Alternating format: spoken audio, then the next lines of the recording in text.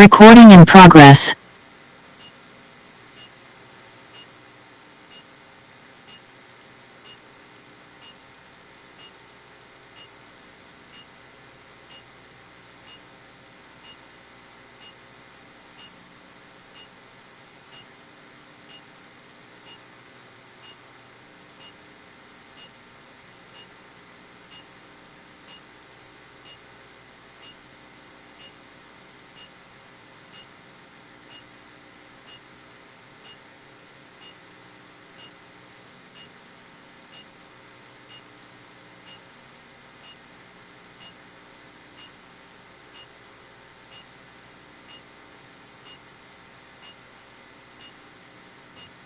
Hey guys, can you hear me?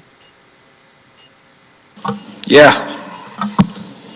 We have one more minute before 7 p.m., so we'll just wait for the latecomers.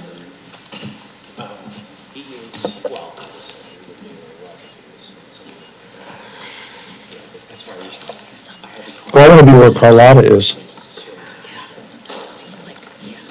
Carlotta's sitting in her office with a pretty background. Wow. That's what I'm doing. I wish I was there.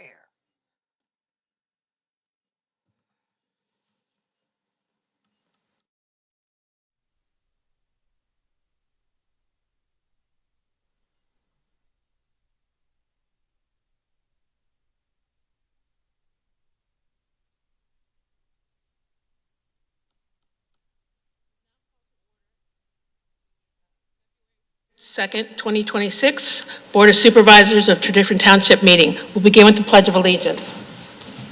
I pledge allegiance to the flag of the United States of America, and to the republic for which it stands, one nation, under God, indivisible, with liberty and justice for all.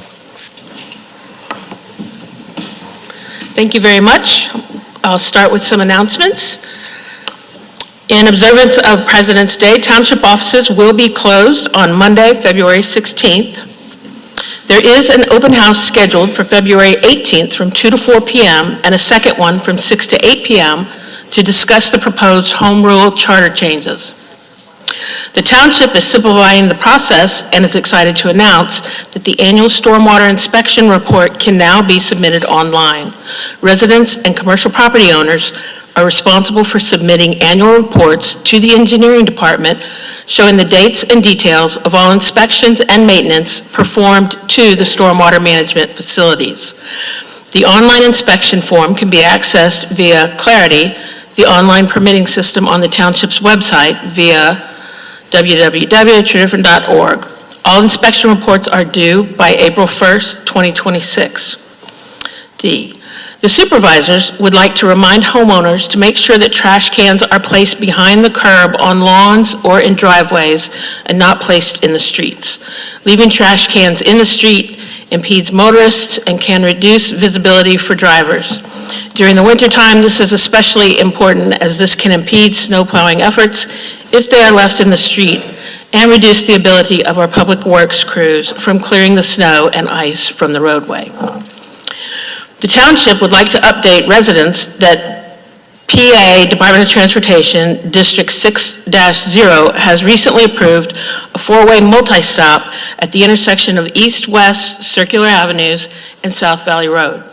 Pennsylvania Department of Transportation will begin work this spring to place the multi-way stop and advance signage and pavement markings on the roadway.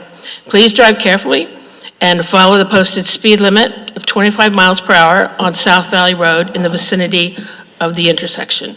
I want to add one more announcement that's not here on the agenda for the meeting, is that on February 27th, we'll be having the reception for the Arts Commission's black and white photography exhibit. All of the exhibits have been made by students who live in Tredyffrin Township or go to school in Tredyffrin Township. We have 24 exhibits, and we're excited for everybody to come and see what our students do. Number 4, approval of the minutes. So moved. Pardon me? Oh. Do we have a motion to approve minutes from December 15th, 2025, public meeting? So moved. Second. Any discussion? All in favor, say aye. Aye. Any opposed? The ayes have it, and the motion passes. B, motion to approve minutes from the January 5th, 2026 organizational meeting. So Do I hear a moved. motion? Second. Thank you. Any discussion from the board? Any from the public? Hearing none, all in favor say aye. Aye. Any opposed? The motion passes. Thank you very much. On to township business. We have the supervisor liaison reports. We'll start down the row with Eamon Brazunas. For Planning Commission, the meeting was canceled due to no projects. For Development Committee, there's discussion on one item involving rental usage in a certain area currently is not allowed. No personnel action. The Fire EMS Commission with Easttown Township met in a retreat format this past January, discussed issues relative to fire EMS.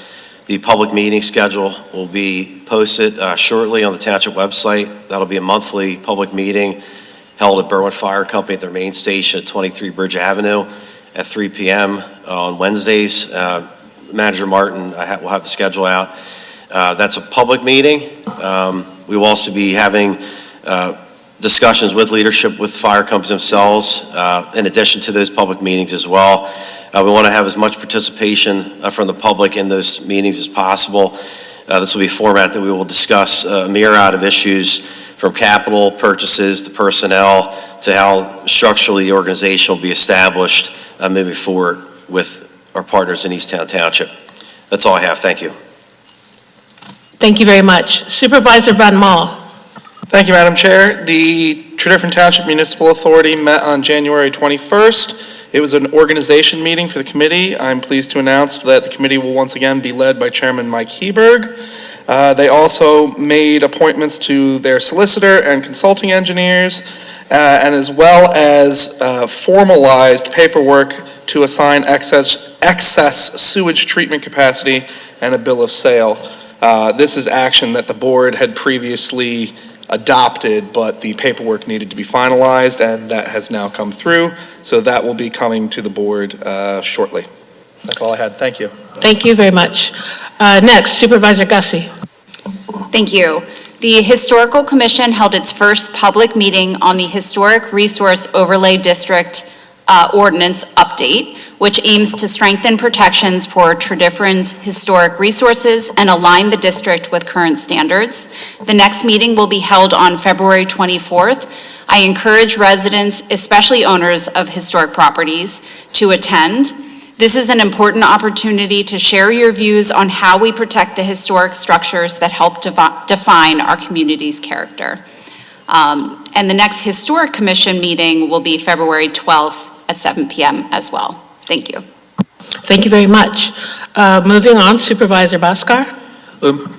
Thank you, Chair Humble. So I have a somewhat longish report I'll make up for the others. So the Traffic Committee met on Wednesday, December 17th. There were concerns about speeding, requests for crosswalks, and a four-way stop sign at Old Eagle Schools Road and Stratford Avenue. It was also my last meeting as liaison to the Traffic Committee, a role that I have enjoyed since 2020. I'm thankful to the Township staff for putting up with me at the Traffic Committee is unique in the way that it brings residents, different departments, and appropriate third parties into room for productive discussions.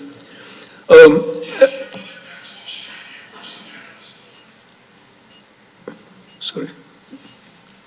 And so the four-way stop sign at South Valley Road and Circular Avenue is mentioned earlier, and that was the result of years of discussions between residents, PennDOT, police, engineering in the Traffic Committee. And Supervisor Hans van Mol is the current liaison to the Traffic Committee. The next meeting will be on Wednesday, March 18th at 7:30 a.m. The Library Board of Trustees met on Thursday, January 22nd, and there were issues with the updated CCLS app, and all of those are with the app developer. So they're all believed to be fixed now. If you still have issues, please contact the library and bring it to our attention. The visitor count in December 2025 was up compared to 2024, with Paoli showing a larger percentage increase. And December circulation was the highest since the pandemic. It was approaching the levels of December 2019, although it didn't quite meet them. And e-material circulation continues to grow faster than printed material circulation, and at this point was 28% of total circulation in December. Programming, adult, teen, and children's, and the makerspace were all very active. The relaunch of the Friends of Paoli Library is ongoing with the leadership of Marianne Murphy. Rachel Kramer, the fundraising and communications coordinator, reported that the 2025 miniature golf event surpassed the 2024 event by all measures, so that clearly was a success. And there was discussion about the suitability of locations other than the library premises for programming. The next meeting is scheduled for 7 p.m. on Thursday, February 28th at the Paoli Library. So twice a year, the library board meets at the Paoli Library rather than the Tredyffrin Library, so February will be at the Paoli Library. Now, moving on to the EAC, I would like to make a motion to reappoint Amber Atwood-Levy to the Environmental Advisory Council. Do I hear a second? Second. Thank you. Any discussion? Sure. I would Yes. like to say that Oh, microphone. Yeah, sorry. Sorry. I would like to say that we really appreciate Amber's energy and enthusiasm in the EAC, and I'm glad that she decided to go for reappointment. Thank you. Do you have any more on the EAC? Sorry, I was going to do this separately. Should I do this? Sure. Oh, I'm sorry. Okay, on the motion to reappoint Amber Levy to the Environmental Advisory Council, all in favor? Aye. Aye. Any opposed? Hearing none, motion passes. So I now would like to make a motion to appoint Samantha Whiteside to the Environmental Advisory Council. So she has been an associate member, and one of the things that we do in the EAC is we have a pool of associate members. So when there's a position of member, one of the associates will step up, and so then we don't have to go through the whole process of announcing a vacancy and waiting for people to step up. So Samantha has been active, and it gives me pleasure to make a motion to appoint her. Second. Thank you. Any discussion? Anything from the community? Okay. All in favor, say aye. Aye. Aye. Any opposed? The ayes have it, motion passes. moving on Congratulations to Sorry. Ms. Levy Moving and on to Ms. the rest of my Whiteside. supervisors. Keep Here's our going. report. So the EAC met on Tuesday, January 27th. It was a packed meeting, a packed agenda, and because we didn't have a meeting in December, and these are just the highlights. So the EAC confirmed 6 associate members, and I'd like to thank the associates for volunteering their time and energy to serve the community.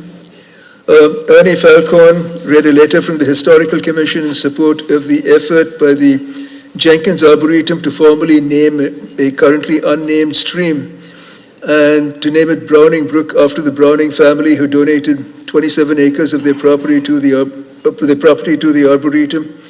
So the EAC voted to support the naming, and the next Board of Supervisors meeting will have an agenda item for a letter of support from the board.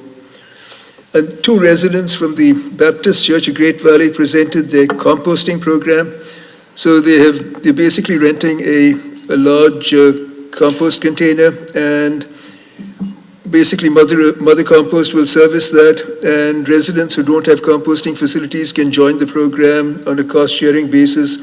And they're looking for, apart from that, they're also looking for ideas on what they could do with the land that the church has that is, goes along with their values of environmental stewardship.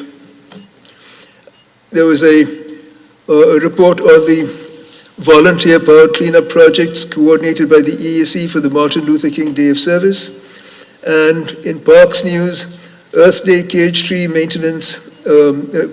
tree maintenance and replanting will occur the week of April 22nd. The 2025 Crab Creek monitoring report is posted. The macroinvertebrate study is planned for either Sunday, April 26th or May 1st at 1 p.m. And we usually have Girl Scout troops that come and help with that. It's a lot of fun for them, and they learn a lot and do a lot of good work. And then there was discussion about an unauthorized dirt bike path along Valley Creek in Chesterbrook that at times comes within a couple of feet from the creek, and that's not good because of erosion and other matters like that. So the next meeting is scheduled for Tuesday, February 24th at 7 p.m. in the community room next door. Thank you, Chair Humble. Thank you very much. Supervisor Johnston Pugh, do you have a report for us tonight? I do. Good evening. Part of it you had talked about in reference to the Art Commission. As you stated, they are having students receive. We received 24 submissions for Black and White, and it will be held on Friday, the 27th of February. We are asking and hoping that we can get the public support to come out along as they did when we did our first submission in the fall. There will also be a public craft event with rock painting at the George Lomare Preserve on April the 11th from 1 to 3. It is a positive family focus, and we are hoping that we get support to come out and paint rocks with good positive energy. It will be you paint a rock to leave and then or place, and then you take a rock with you. So we're hoping that we get a lot of support, especially with children, and bring this positive. The Art Commission is also pursuing the concept of a mural in Wilson Farm Park. And with that, the mural will celebrate America 250. And so they are going to be applying and hopefully proposal funding from the Chester County Community Foundation for the project. And they also are going to be submitting an application to the Park Foundation for this project. And they will also take donations. You know, if anyone wants to put a donation towards it, they are more than open for it. They would really like to have this mural up for the 250 America and with Tredyffrin. And that concludes my report. Thank you very much. Chairman Miller, I see you're online with us. Do you have anything you'd like to report? No, I'm good, thank you. Terrific, thank you. And I'll report the Parks and Recreation Board met the second Wednesday of January, and we heard updates on deer population management efforts on the part of the township. We have gotten some feedback recently from residents who are upset about the amount of deer and everything they eat. And we're using our companies that get the hunters in there as best we can. As everybody, I think, realizes that we can't hunt them, you know, in somebody's backyard. There's specific places where there's enough open space and least amount of possibility of hurting somebody where we can try to thin out the herd. Otherwise, you know, we do our best putting out repellent as well. And I feel for you, everybody who has deer eating everything, because they've eaten my 9 rose bushes down to the ground as well. So we also heard about from a non-resident of the township who approached asking about the possibility of renaming a certain park and naming it after somebody who also didn't live in the township. So we heard the information from that, and we moved the meeting along. Additionally, we did discuss wanting to get updates on funding from the township, that we can know how much we have in the kitty to spend and how much more we need to go out for grants or other resources. The next meeting of the Parks and Recreation Committee will be held on, not this coming Wednesday, but the next Wednesday at 7 p.m. in the community the community boardroom right here in the Township building. So moving on to item B, the Home Rule Charter discussion. Mr. Martin.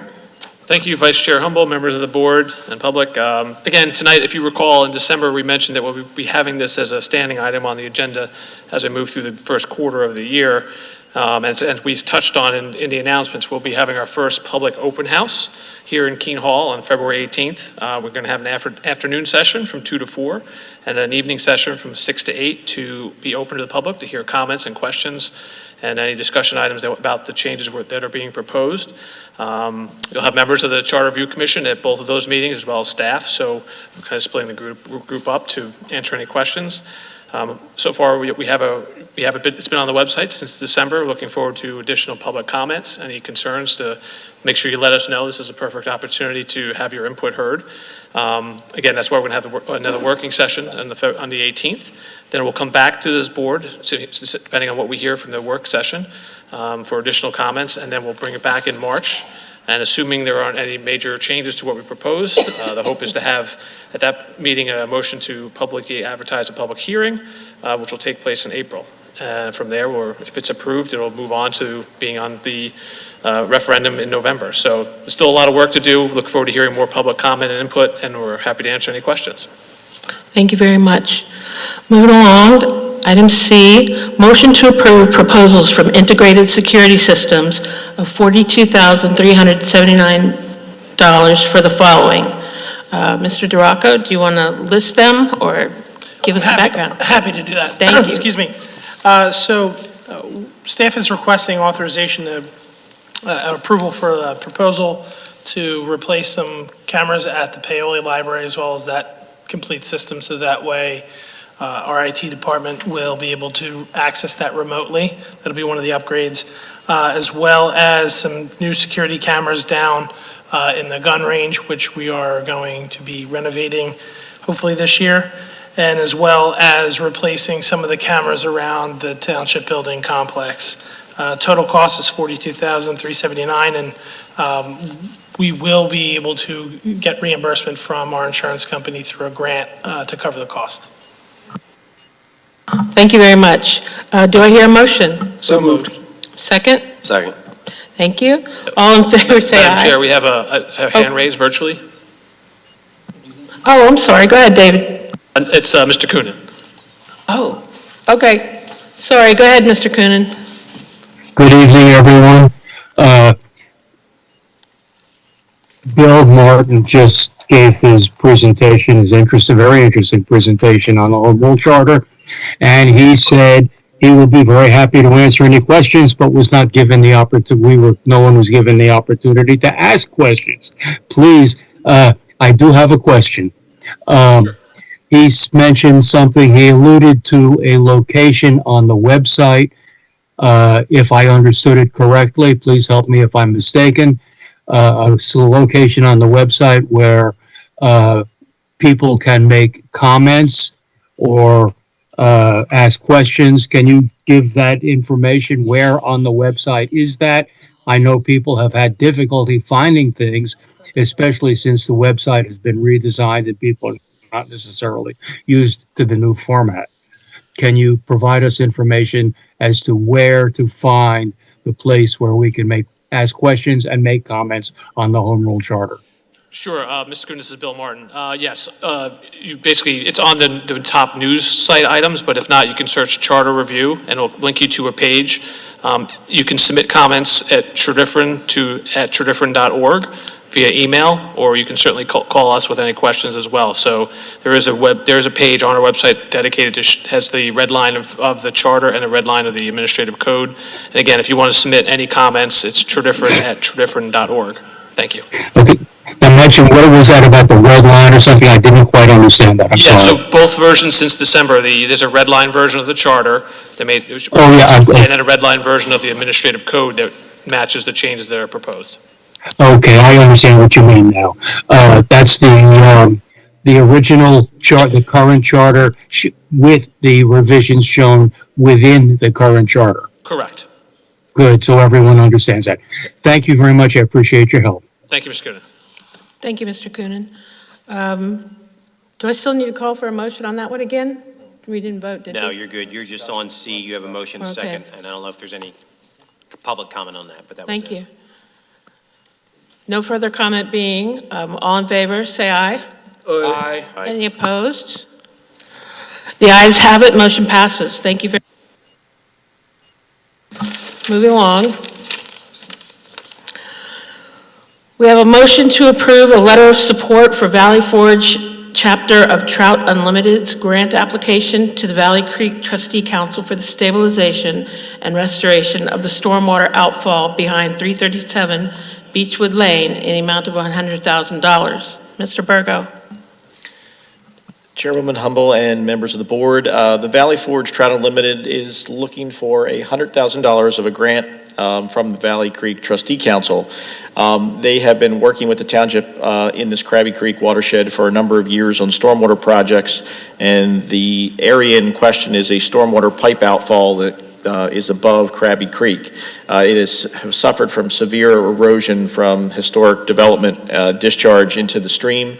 There's about 10 foot of actually eroded soil and erosion underneath the outfall pipe. So they're looking to have this project to do a design, an engineering design and permit, and then fully fund all that, as well as the construction of those repairs.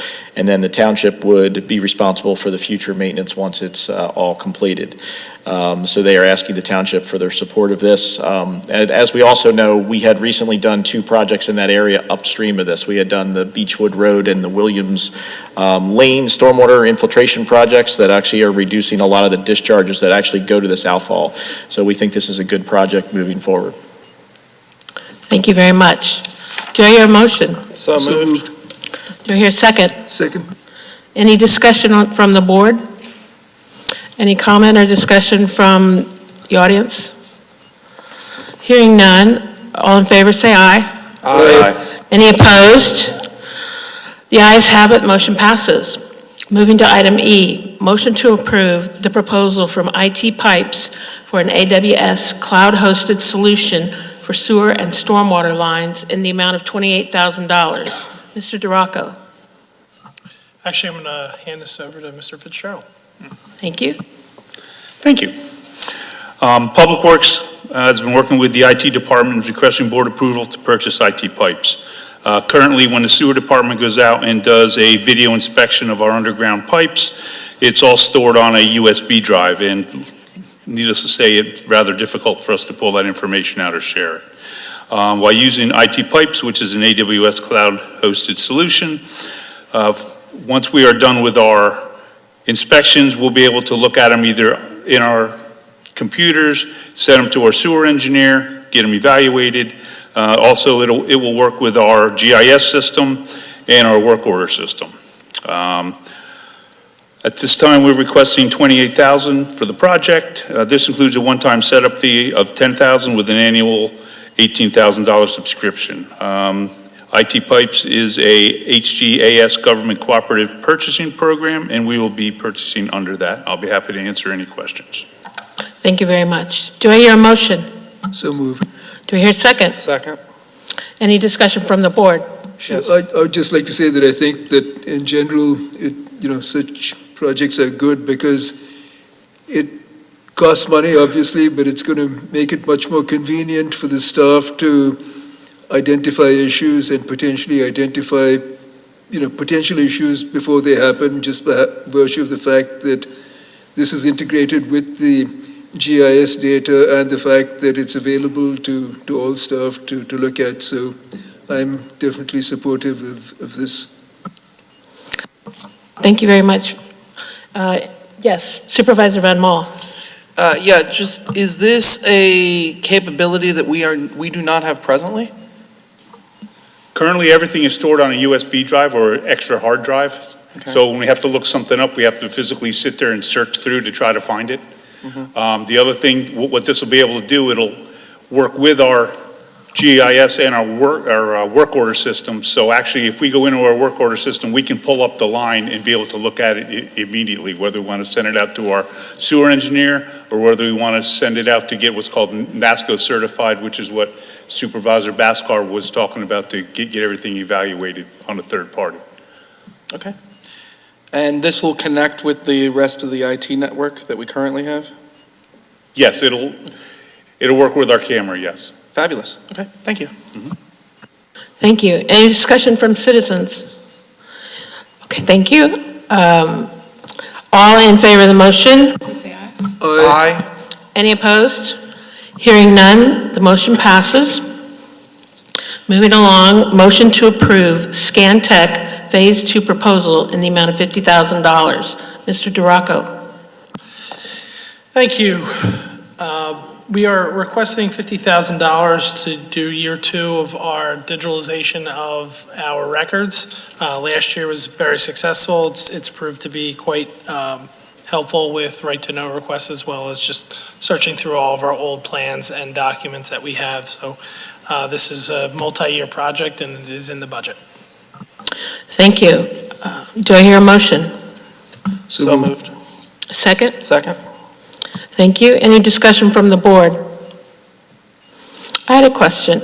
How far back will this second phase of scanning the documents go in terms of years? So what we're doing right now, in the first set is going through land development files. So it's alphabetical. It's not necessarily by year. So I think last year we got through M or L, something like that. And then it really depends on how thick the files are. We know that this year's, again, there's a lot of bigger projects in this next couple of letters. So it's really depending on just how many files are within each property file. And how many staples you have to remove before you can scan it? Luckily, they do all of that. Thank you very much. Do we hear any, yes, Supervisor Van Mol. I'm glad to see that we're moving towards a more digital approach. Is there I don't know how to best to phrase this, like a time from when our records basically went from strictly paper to electronic? Like, how far back do we have to go? So it's been a mix. We now, like with permits and everything's electronic. But, when we started making that move over, it was a little mix between, who would send electronic copies of plans and who wouldn't, depending, again, a lot of commercial projects, because the plan sets are so big, we ended up getting them physical, but that was all pretty much scanned in as we went. So these are a lot of times of older files, but it's still mixed. Okay, thank you. Yeah, and Hans, just so you understand, we made the decision to leave it mixed and just to do it over time, as opposed to try to spend a fortune and get it all done in one fell swoop, just to make sure we had the process down and we understood how it was all working. And so this is the second year of that multi-year project, and it seems to be going super well. So just that's how we ended up here. Thank you, Supervisor Miller. Any questions or discussion from the citizens? Thank you. All in favor to approve ScanTech Phase 2 proposal in the amount of $50,000? Do I hear? Aye. Aye. Thank you. Any opposed? Hearing none, motion carries. Moving along to item G, motion to authorize change order number 1 for Wilson Farm Park upgrades in the amount of $12,745. I'd like to postpone this item to the next supervisors meeting so that the Parks and Rec Board can have an opportunity to read through and understand what it is first, because this has not yet been presented to them. So, If I may. Yes. Real quick, this is an item that back in the fall, right before we opened the tot lot back up and the park back up for the playgrounds, Darren had Divot come in to inspect everything, make sure that everything's good to go, everything's safe, everything meets their safety standards. This is coming out of a recommendation from Divot, and actually meet what's not right now fully enacted standards, but will be shortly, where a fence is required, around play areas that are within 200 feet of a parking lot. So this is something that I would request that the board move. Yeah, I don't think we have a choice but to do this now. I don't think there's any input we're going to get from Park and Rec that's going to say there's anything different than we have to fully fence the tot lot. I agree with you, Supervisor I will Miller. offer a motion. Thank you. I I think I misunderstood what the ask here was for. It sounds like this is regular maintenance, and it's required by the insurance companies anyway. So we'll go ahead and move on with that. Do I hear a motion? So moved. Do I hear a second? Thank you, Supervisor Gussie. Sorry. Let me open it up. Any discussion from the board? I guess we've already heard some of it. Does anybody else have commentary? No? Anybody from the audience? Any citizens? Okay. Hearing none. All in favor, say aye. Aye. Any opposed? Hearing none, motion carries. Thank you very much. Item H, motion to approve the capital purchase of 4 vehicles for the police department. Chief Beatty. Thank you very much. In the 2026 capital discussions, the budget discussions, we discussed with the Finance Committee the options for moving forward in 2026. At that time, $290,000 was approved for the combined purchase and upfitting of vehicles. We've identified 4 vehicles for replacement. We've obtained CoStar's pricing. The purchase price for vehicles will be $212,473. Estimated upfit cost would be in the area of $77,527, remaining under budget.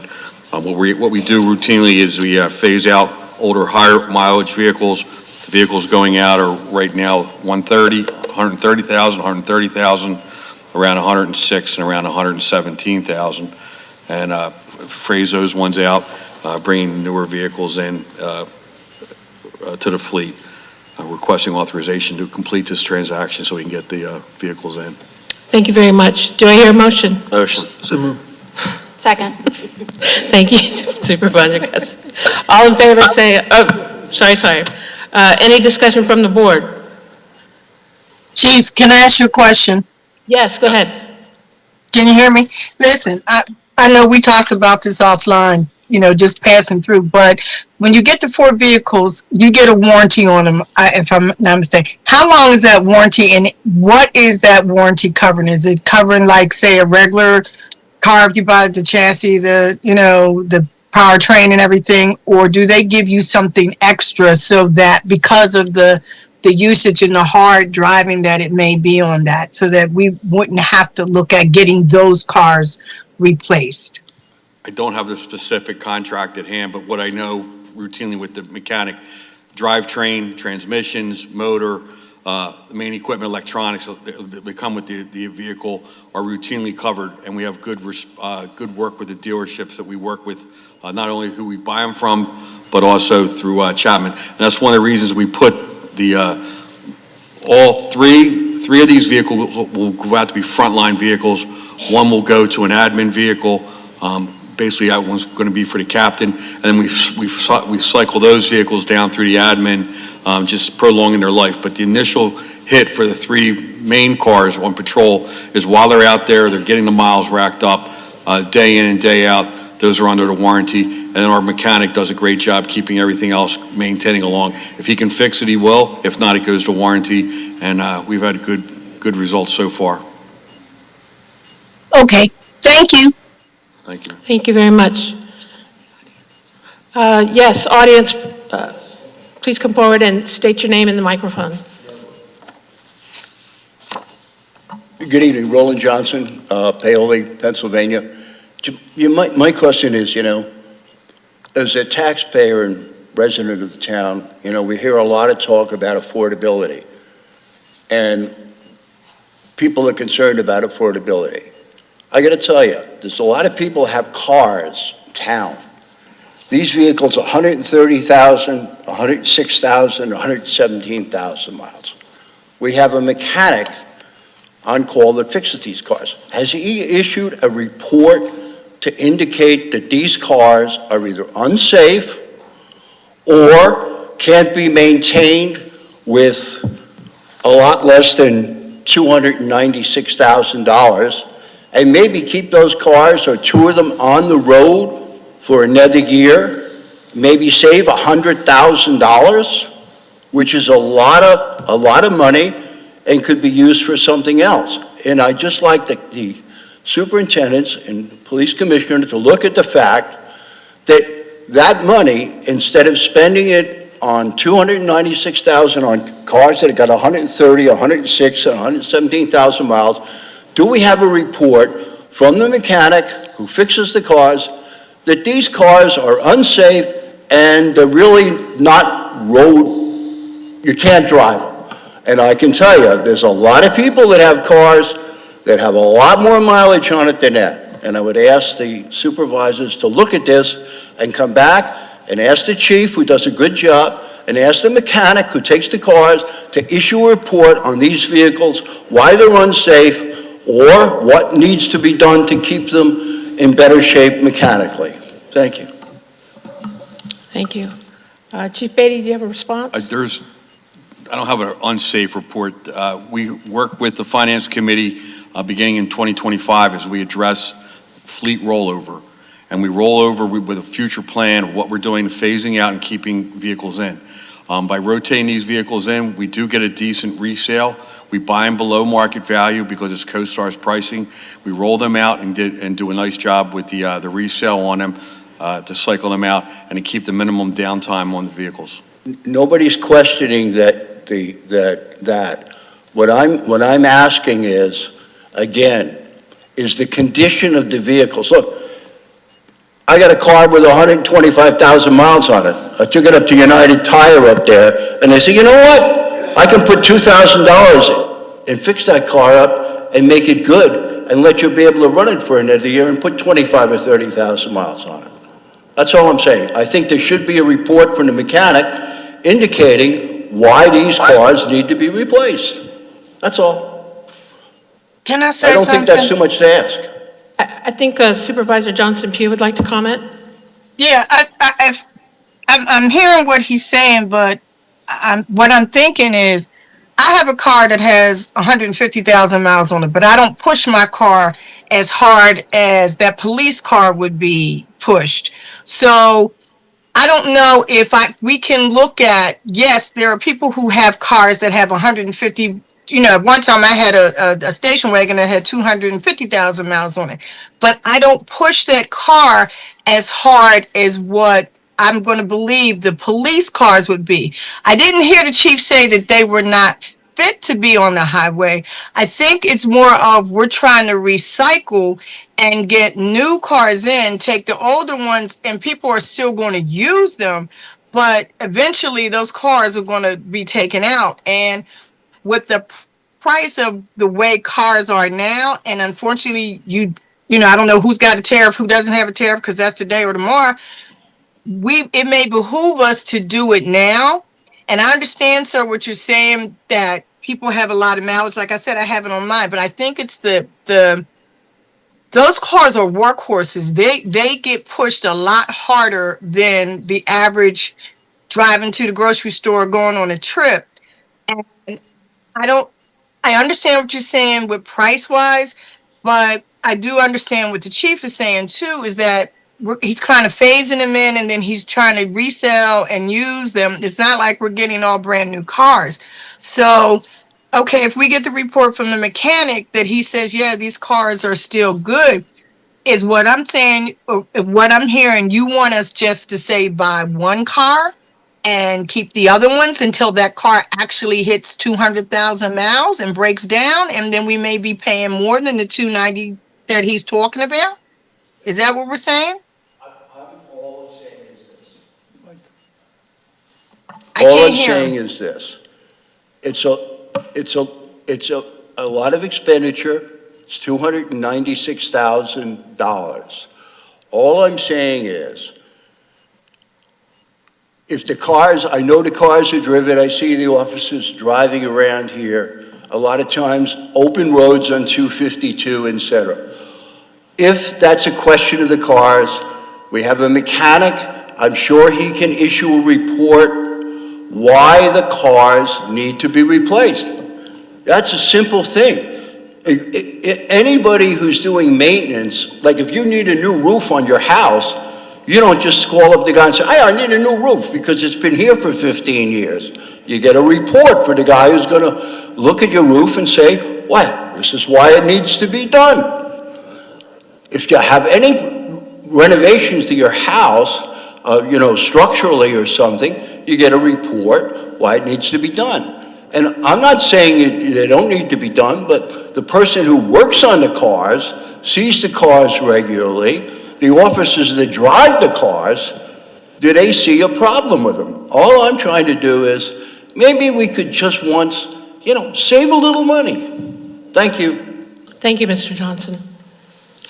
Yeah, thank you. Any- I just want to say that in the Finance Committee, we do talk about the most cost-effective way of operating the entire township, really, and we'll address the police cars. I think what I'm going to say is going to echo a lot of what the things that Carlotta or Supervisor Johnston Pugh just said, which is we do replace the cars before they're unsafe and before they're falling apart. I mean, there are people who wait till the roof leaks to replace it, and there are people who replace it before that. We want these cars to be safe. We want them to be operational. We don't want minimized downtime. We want to replace them before we hit that point where they're costing us a lot of money, both in downtime and repairs. And that's what we're trying to do. And at the same time, maintain some resale value. I think that's what Chief Beatty just talked about, and I think that is what we've done pretty effectively for the township. So I'm very supportive of this purchase. Thank you, Supervisor Miller. Any, yes, Mr. Coonan, online. Mr. Coonan, are you there? Yes, I am. Okay. I do understand that the police department needs tools and what have you to maintain, to do what it needs to do. The question is whether or not the tools that it wants are the tools that it needs to do, or is this something that it would simply like to have? Now, I trust Superintendent Beatty to tell us what he really needs, not just what he would like to have. We all know there are things we'd like to have. Now, I am very well known in the township by some people for having a Volvo that I used every single day. I bought that Volvo used in 1997. It's a 1992 Volvo. I bought it in 1997 or 96. It had 298,000 miles on it. It was given regular service, and we just simply maintained it and maintained it and maintained it until it simply got to the point where I just simply couldn't get what needed to be done to it. I could not get done. So that is the problem. That is when we replace our cars. We do understand that police cars, police vehicles are used under circumstances that a 1992 Volvo would not be used under. That's quite clear. But at the same time, I was very annoyed, and this is interesting, I was very annoyed with the dealership at what they were charging for maintenance. I calculated over the 22 years that my wife and I both owned 1992 Volvos. I added up all of the services, all of the maintenance. I could not have bought a new Volvo for what it cost to maintain both of those cars for over 20 years. Now, I think that's very interesting. I don't know to what standards police cars are held in order to make sure that they are safe, secure, and sound. That's a bit of information that I don't have privy to. Perhaps Superintendent Beatty can inform us and help us understand, because we do want him to have what he needs. I'm listening. I'm open to your ideas.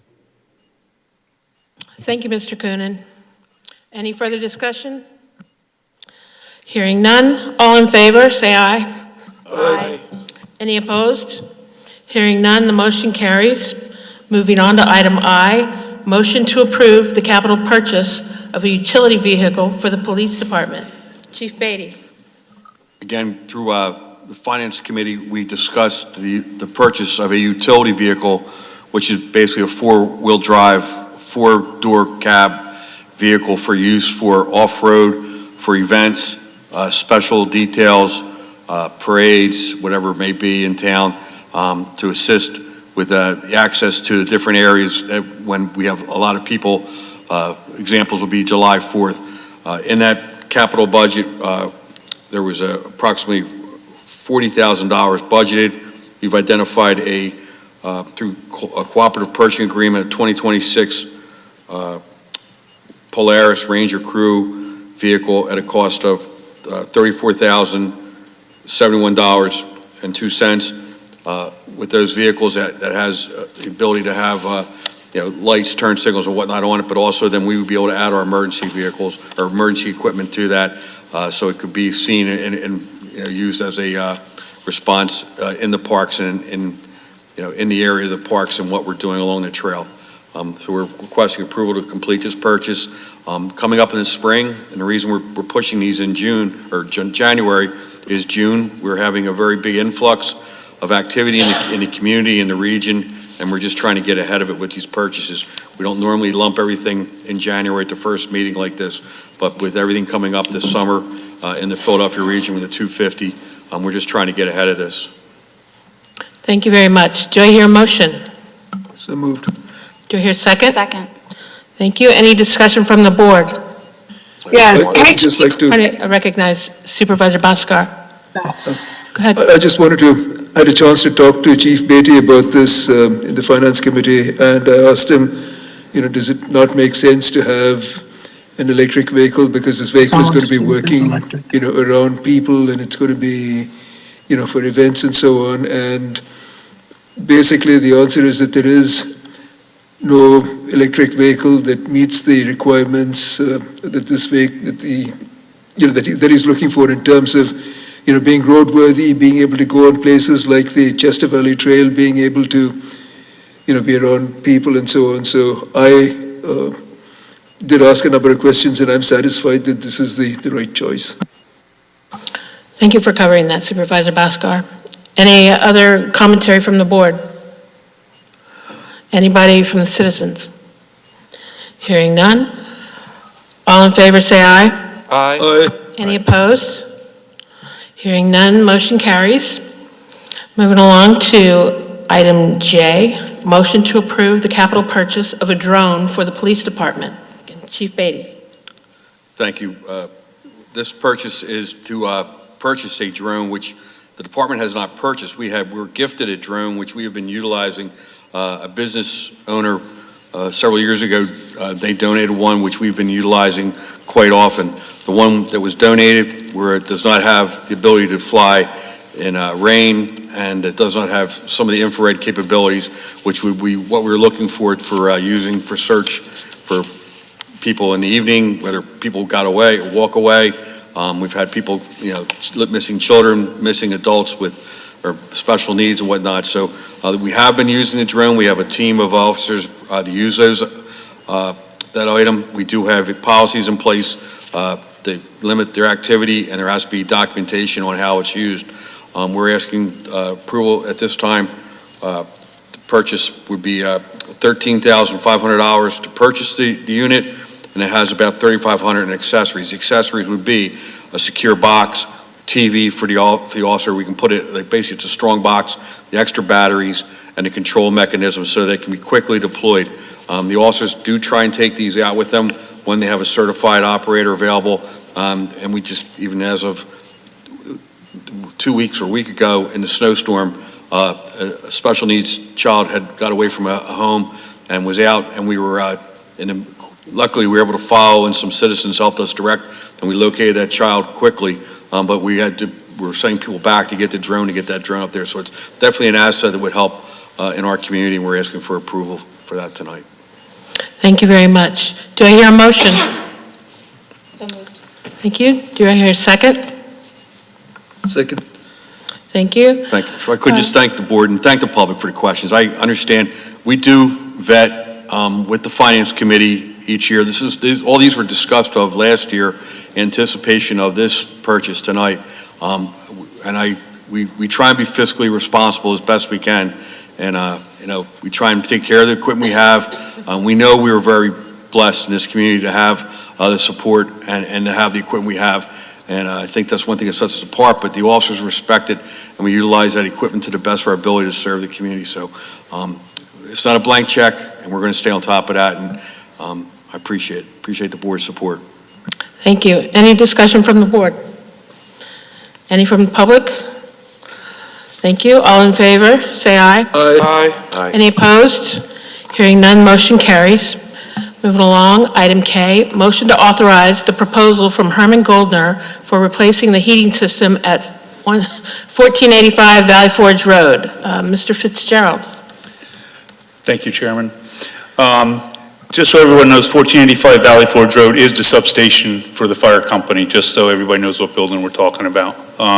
Staff is requesting board approval for the replacement of the heating system at 1485 Valley Forge Road and switching from oil to gas as the fuel source. During routine maintenance of the system, it was determined that one of the heaters could no longer remain in service, and the second heater was also in need of replacement but could remain in service.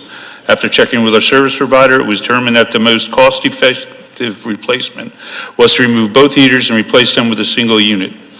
At this time, we recommend that we switch from oil to gas and a single unit with the service from PECO. The replacement from Herman Goldner under the CoStars program is $133,000, including removal of the old heaters and installing new piping. Fortunately, PECO will be installing the gas service free of charge for us, and the new heater is rated at 98% efficiency. Happy to answer any questions. Thank you. Do I hear a motion? So moved. Second. Thank you. Any discussion from the board? I just have one. Go ahead, Supervisor Pazunas. Mr. Fitzgerald, thanks for getting this together. I know the heating bill's been a frustration down there and the unit breaking down. Once the line is run with the structure that's behind 1485, the fire EMS vehicles, currently we have the 2 propane tanks that are running the heater for that. I assume once the primary task is done here of getting the heat to the building, getting the heaters replaced, that potentially down the road, we could tap into that gas line to replace the propane tanks that are used for heating the secondary building that have the fire trucks and ambulances in them. We will get with PECO and go over those heaters to make sure we'll have enough capacity to where it should be any difficulty. Okay, thank you. Thank you very much. Any discussion, anyone else on the board? Anybody in the audience? Anybody online? All in favor, say aye. Aye. Any opposed? Hearing none, motion carries. Moving along, item L, motion to authorize staff to issue an RFP for electric vehicle planning. Mr. DeRocco. Thank you, Madam Vice Chair. Staff is asking the board for authorization to issue an RFP for the planning purposes of, future electric vehicles within the township fleet, mostly, to be deployed in the police department. In order to do so, we know we would need level 3 chargers, but PECO won't just simply say yes or no or tell you how big of a transformer you actually have to go through a process to then submit to PECO to see if A, you can even get a transformer, B, what the size is. And then in conjunction with that, that would require us again to upsize our existing generator, because then we would need to make sure that the power to that chargers is always there. And so this is a pretty big project. It's something we've talked about for a couple of years now. It is in the budget. We have $50,000 in there. And so we're just asking to issue the RFP. Thank you. Do I hear a motion? So moved. Thank you. Do I hear a second? Second. Thank you. Second. Yes, discussion from the board. Supervisor Miller? Nothing? Okay. I have comments. Yes, Supervisor Bhaskar. So basically, this is one of those things where if you have an electric vehicles, cost more, but the total cost of ownership over the lifetime of the vehicle is less, but that's not the issue. The issue here is there's a chicken and egg problem where if you get electric vehicles, for example, if you want to charge a vehicle between shifts in the police department, then it needs to be charged in, let's say, 20 minutes. That needs a level 3 charger. What we have right now is capacity for a level 2 charger, which will basically take like half a shift or 3/4 of a shift to charge a car fully. So that's the chicken and the egg problem. And the other thing is that there's a worldwide shortage of transformers, and we have to essentially get in line for getting a transformer and a drop from PECO. And in order to do that, they require that, you can't just go to them and say, hey, put me in line for a transformer. You have to give them a plan that for using it, and also given the capacities that you would need for level 3 charging, that also would imply some changes to the to the electrical system within the building. So essentially, this is a plan to put out an RFP at this point to get proposals for doing that analysis. Thank you. Supervisor Van Mol. I just want to state my support of our efforts to try and plan ahead for the future of transportation, and glad to see that the township is doing this. And I understand it is a request for proposal, so we'll see what it comes out. Thank you. Thank you very much. So do I hear a motion? Oh, sorry. No more discussion from the board. Any discussion from the citizens? Okay, hearing none. All in favor, say aye. Aye. Any opposed? The ayes have it, motion carries. Moving along to item M, motion to authorize staff to work on the request to the Commonwealth of Pennsylvania to reallocate the bike park grant funding. Mr. DeRocco. I'm actually going to turn things over to Mr. Martin. Thank you, Mr. Martin. Thank you, Vice Chair Humble, members of the board. If you recall, I believe in late 2023, we received approval for a grant funding an amount of $112,000 and change in support of the park grant. That contract is set to expire June of 2027. The funds have to be expended. Unfortunately, the fundraising portion of the bike park did not come to fruition. So I've been talking with Senator Committer's office. There's no guarantee, but they did say we would need an authorization from the board to authorize staff to work with them to see if we could ask the Commonwealth to reallocate the funding.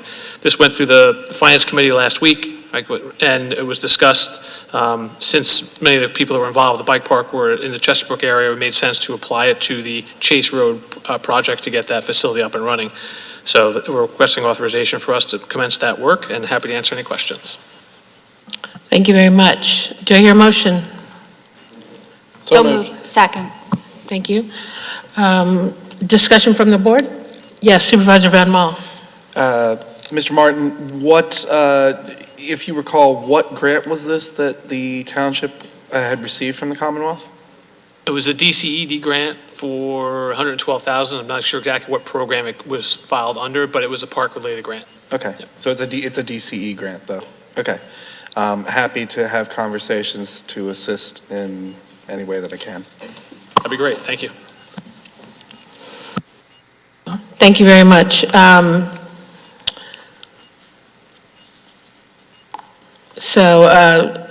I already ask? We have the motion. Thank you. Commentary from the citizens. Did you have anything, Mrs. Fisher? Okay, thank you.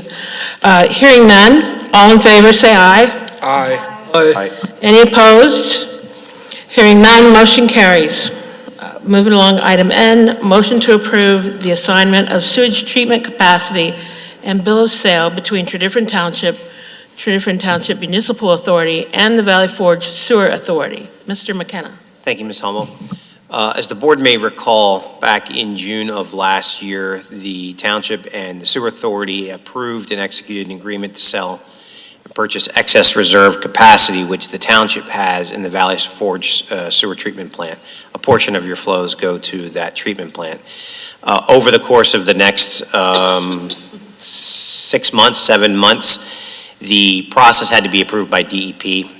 The special study for the 537 plan amendment went through a couple of reviews. We did not finally receive approval from DEP until December 22nd. As such, the next phase is to approve the assignment of the sewage treatment capacity and bill of sale so that essentially we can go to settlement and get paid.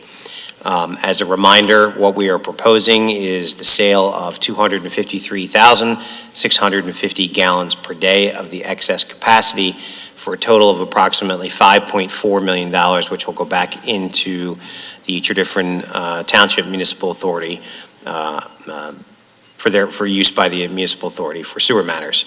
The TTMA, the municipal authority for the township, has already reviewed and approved it. Once the township approves it, it'll move on to Valley Forge Sewer Authority to approve, and then we can promptly go to settlement. Happy to answer any other questions you may have. Thank you very much. Do I hear a motion? So moved. Do I hear a second? Second. Thank you very much. Any discussion from the board? Anybody from the audience? Hearing none, all in favor say aye. Aye. Aye. Any opposed? Hearing none, motion carries. Item O, motion to approve the settlement statement, agreement of sale, and deed between Tredyffrin Township and Chester County for Chester County Bridge, number 167, parcel 1. Mr. McKenna. Thank you. Again, I think this is a matter that we discussed at least preliminarily already with the board. This is the Mill Road Bridge replacement project. The county doesn't own a lot, but they do own bridges in the county, and this is one of theirs. As part of that replacement work project, they had requested in lieu of condemnation to acquire some additional right-of-way. So those are the documents that are before you to essentially get paid about $3,200 for this little bit of additional right-of-way that they're going to need after the project was completed. We had been waiting, again, on the county to provide us some of the required language that we wanted to be named as additional insured. Asking for a change to any county form takes a little bit of time, but they were able to accommodate us. This was scheduled for your consideration at the meeting in January, which got postponed. So that's what these documents are for consideration this evening. Thank you very much. Do I hear a motion? So moved. Second. Thank you. Any discussion by the board? Any discussion from the public? Hearing none, all in favor say aye. Aye. Any opposed?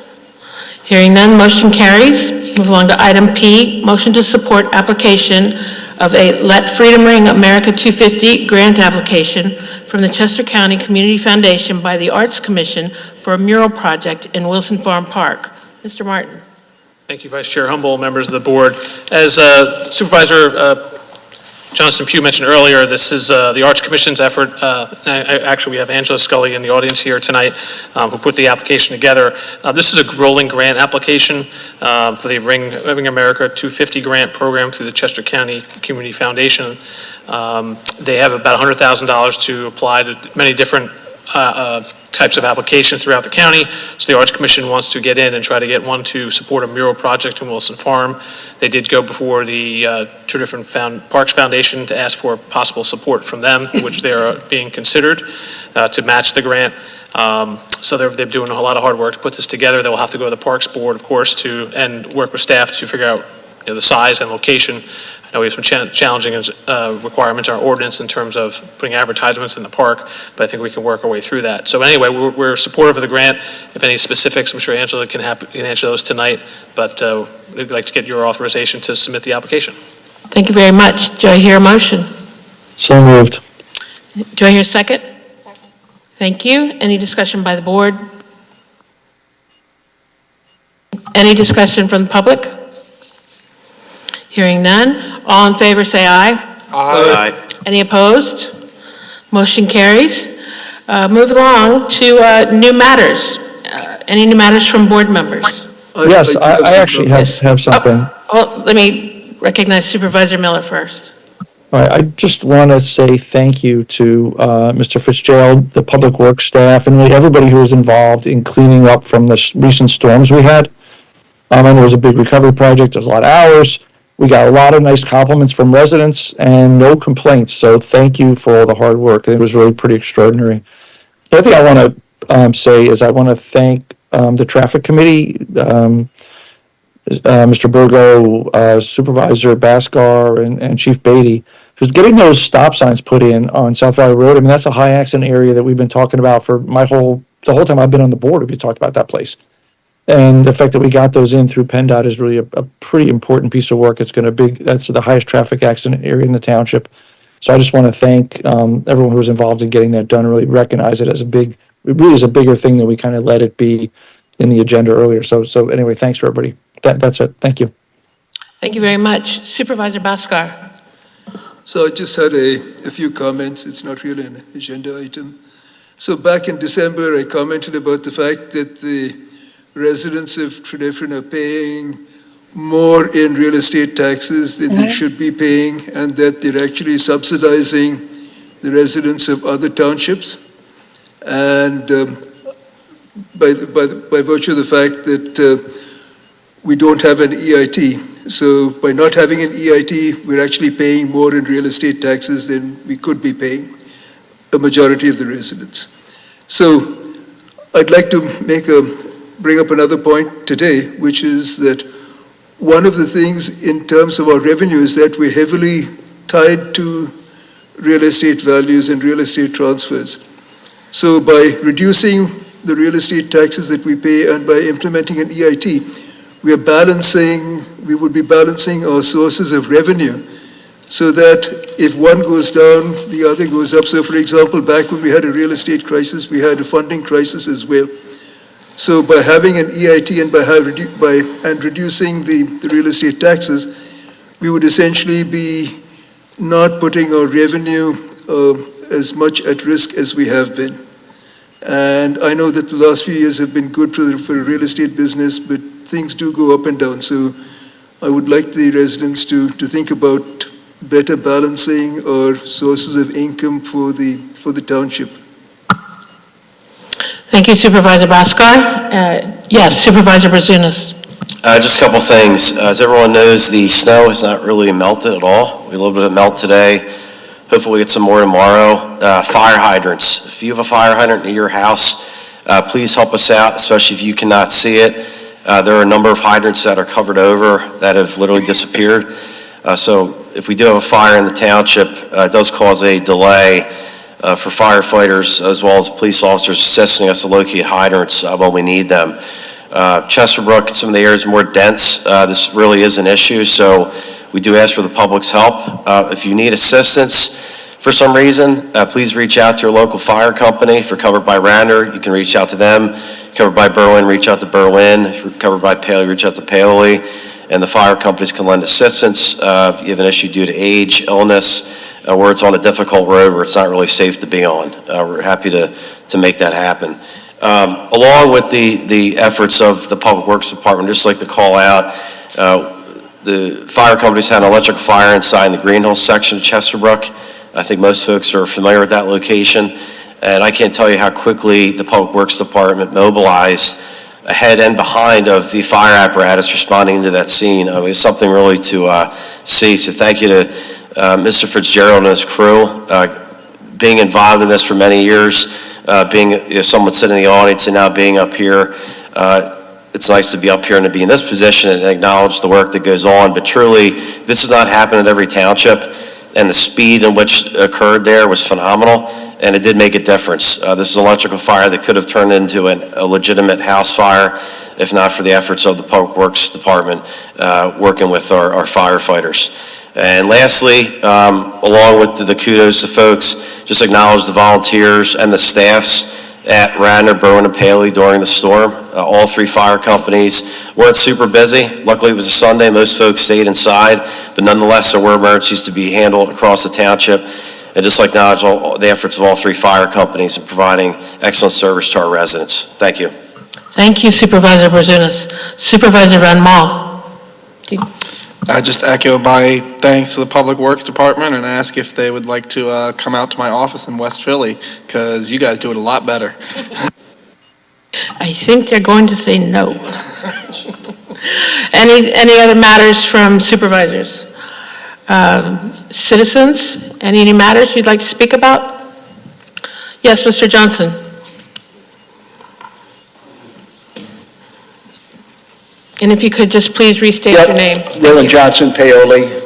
Just to try to get an update, anything new on the pick and post and where we are on that and how much we expect to spend at estimate? Nothing new. There's been no movement, so I have no estimate, no idea of any costs other than what we've already paid in estimated just compensation. Would you say, I mean, we made an offer on the property that was turned down, and how much? It wasn't turned down. We have to make an offer of estimated just compensation. And how much was that? $625,000. How much? $625,000. Right. which they accepted, and now the ball is in their court on when they want to file a petition for the appointment of a Board of Review. But we're committed to go ahead with that, is that correct? Go ahead with what? Securing the property. We already have secured it, correct. It's Right. ours. It's the township's now. The question is the cost, and we're committed Right. to putting the pickleball courts there. Yeah, I don't know what the plan is for the usage. All I can tell you is about the legal process, which is in limbo right now until Okay. the condemnee decides to take further action, if they intend to do so, to fight the valuation of the Well, property. I mean, I'm not going to say, I've heard some people say, maybe more knowledge than me, that when this is all done, it's going to run about $2 million. So I don't know who those people are. I don't know how anyone could give you a number at this point in time. We have a just estimate of what we think the property's worth. We paid that. And now we're just in the process of it in courts and. I understand all that. I understand all that. I just want to, the reason I'm just bringing that up is, I know we talk about affordability a lot. And the pick and post is basically going to be, and maybe I'm wrong, but it's going to be basically for pickleball courts that have a lot of problems. I don't have to get into it all. And one thing we don't, I think I'll just bring it up, and maybe to the Recreation Commission, et cetera. We spent a lot of money on a bond, $1.5 million for Wilson Park. And really, the town is about kids. And I'm a big proponent of athletes and sports in town. I don't know how many people, realize, but to play baseball in Berwyn or Paoli, it's $350 a child. $350. Now, I know the Little League says if you can't pay it, we're not going to turn anybody down. But you know what? That's pretty embarrassing. I don't think they get too many people that go up and say, you know what? I don't have $350. A child. If you go up the line to the majors and settle beyond that, it's more. And I see the town going out and spending perhaps $2 million, maybe less, maybe $1 million, maybe $750,000 to play pickleball. Meanwhile, we have kids in the town, which is going to be the future of this town. And I think we need to make an idea that maybe sit down with somebody from baseball or the basketball and say, listen, maybe we should look at ways that we can try to do something to maybe bring down those costs, maybe make the fields a little better, make it more exciting for the kids, maybe light some one of the fields. But we're spending money, to my mind, your grants and saying, $1.5 million bond for Wilson Park, whatever you think of that. And we're going ahead to spend a lot of money potentially for pickleball courts.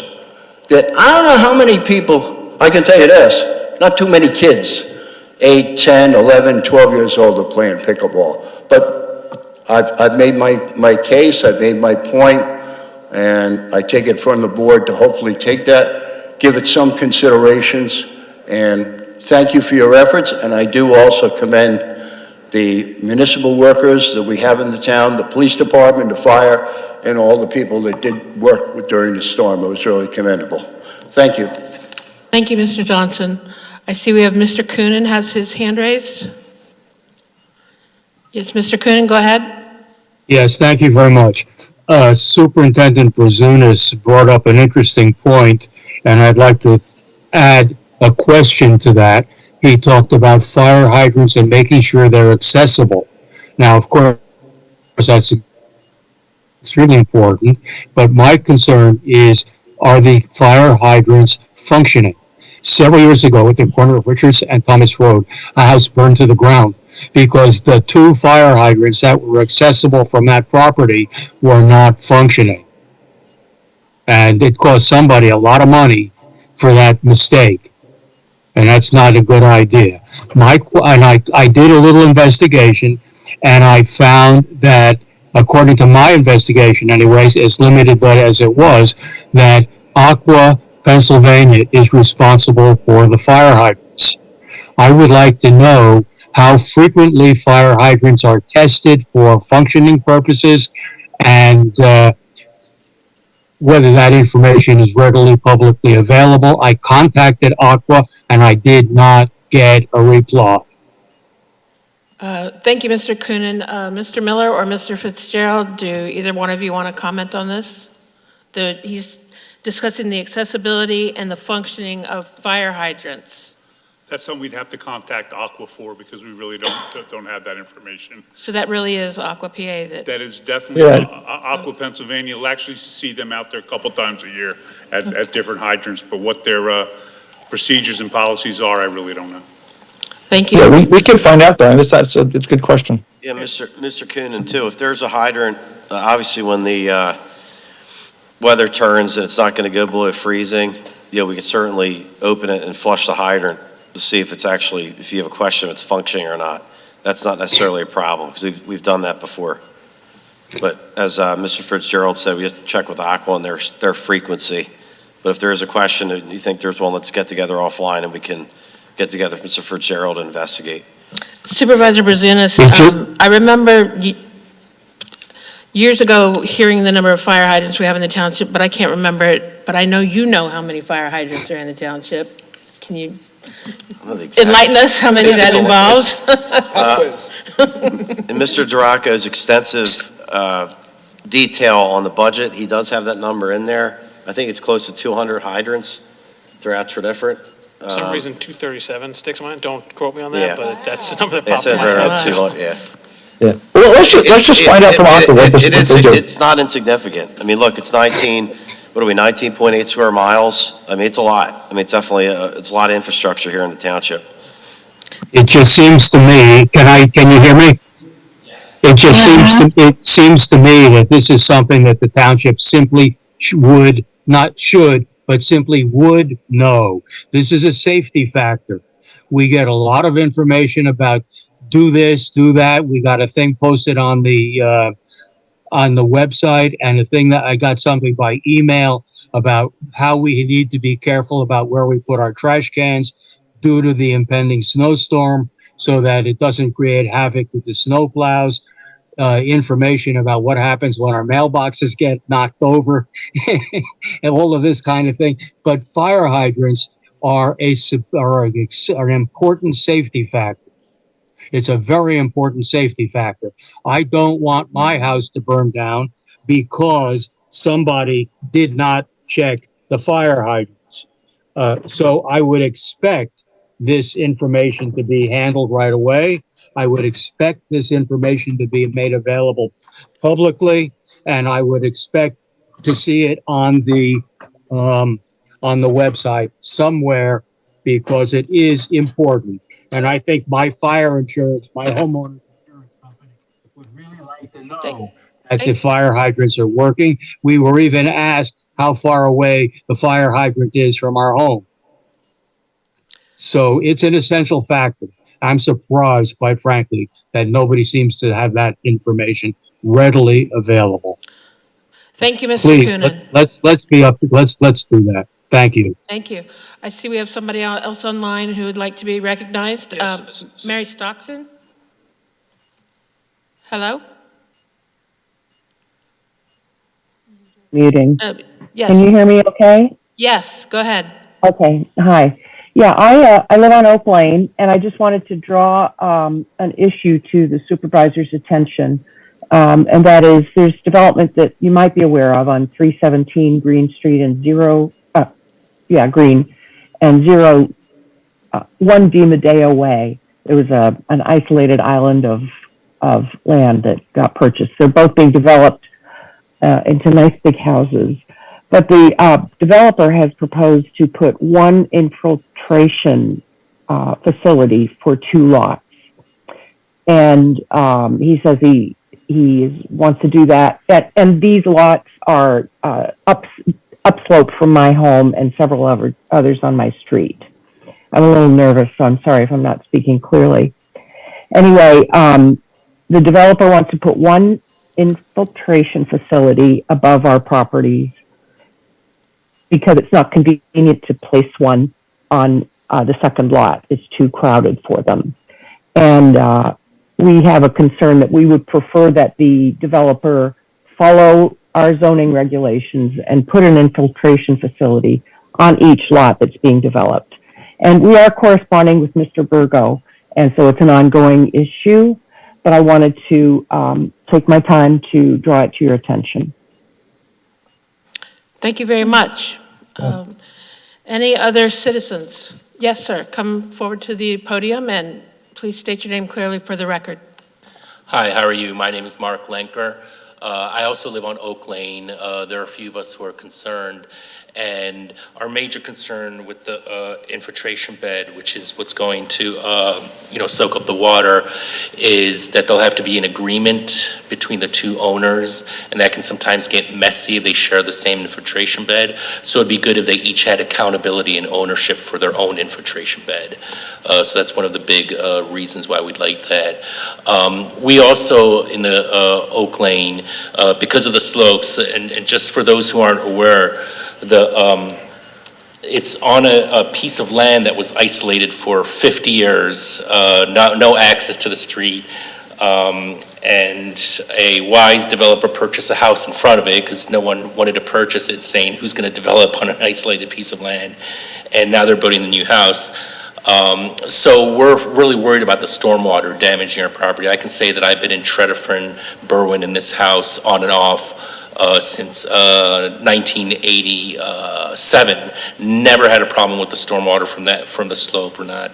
So what we'd like to see is, in addition to the two infiltration beds, some sort of accountability in case there is suddenly damage, that we're made whole.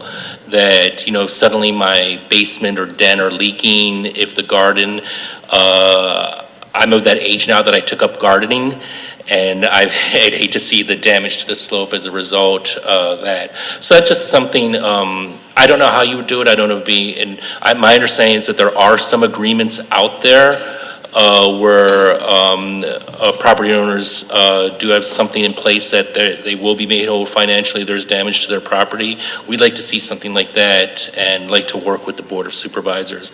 I'd also like to thank Supervisor Bhaskar and Supervisor Razunas. They were both kind enough to meet with the neighbors at Oak Lane, and we appreciate that. And also Mr. Burgo, who's been corresponding with us, so we appreciate that as well. But again, I don't know, I just like to keep a dialogue with you and on having that accountability. It'd be very much appreciated. So, thank you. Thank you very much. Any other citizens to be heard? Yes, please come up to the podium. State your name clearly for the record. Jacqueline Zigarowitz. I live at 90 Oak Lane in Berwyn. Actually, I have, when Oak Lane ends, I own the valley below it, so I get all the water from the township that comes down in our area. My concern, the reason why we're talking about this house is because I don't know if you've been in the area, but Green Road is up here and Oak Lane is down here. The house that's torn down that they're building is up here, and the one they're putting it is in the middle between Oak and Green. So that's why we're so concerned about the water, because of the slope that it's going to have to come down. And actually, in the plans, they put that the runoff from this tank that they're putting in is going to go across my property into Krabby Creek. And so that's my big concern, because I want to make sure that as I said, I get all the water from Oak Lane as it is and all the other things anyway, because everything runs downhill, of course, everybody knows that. But I don't want it to be extra water if it doesn't have to be.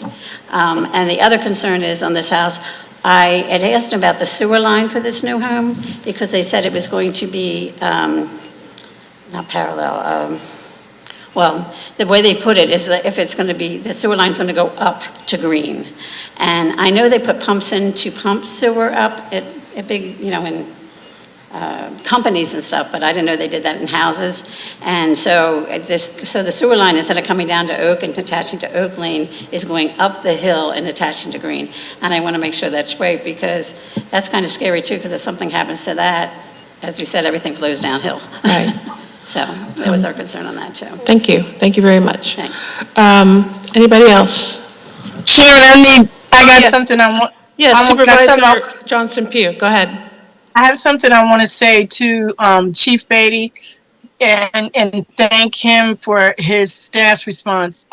2 weeks ago, when we had no snow, I happened, as I'm in the house working, I heard a tremendous bang, and I actually thought that the snow had fell off of my roof and hit one of my cars. And in turn, it turned out to be a Verizon truck with a cherry picker on the back, who somehow, because we all don't know, hit the pole and split it in half. So we called 911. I called 911, and I have to say the response was excellent. And the fact, Are you still there? Do we still have her? so by that, I guess with Verizon and Chief in the township, they were able to have that pole replaced that night, because the next couple of days is when we got the snow. And if that snow would have hit that pole, it probably would have fell across Upper Gulf Road, because he hit the pole so hard, he cracked the pole in the middle. So I just want to thank the chief and whoever responded to that. Two of his cars came, and they were here within about 5 minutes. And I just appreciate that they did respond and they got here quick, because that could have been a really bad situation if that pole would have fell because of the way that he hit it. Thank you very much. Any other commentary? Hearing none, the next meeting will be conducted on February 23rd, a week later due to the President's Day holiday. At this time, do I hear a motion to adjourn the meeting? So Motion to moved. adjourn. Thank you, Supervisor Bhaskar. Do I hear a second? Second. Thank you, Supervisor Van Mall. All in favor, say aye. Aye. The ayes have it. Thank you very much, everybody.